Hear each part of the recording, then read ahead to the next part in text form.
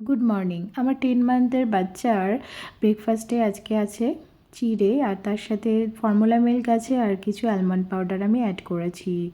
তো যাই হোক, আমি দেখছি ইদানিং মাম্মা কিন্তু খেতেই চাইছে না দুধ, একদমই খেতে চাইছে না। সেটা লিকুইড বেসেও খেতে চাইছে না, বাটিতে, বটলে, সবভাবে ট্রাই করেছি, পারছি না। তোমাদের যদি কোনো এর টিপস জানা থাকে তো তোমরা অবশ্যই আমাকে কমেন্ট বক্সে কমেন্ট করো।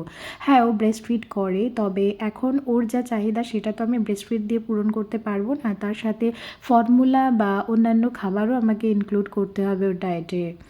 তো এর যে উপায় জানা থাকলে তোমরা অবশ্যই আমাকে কমেন্ট করো।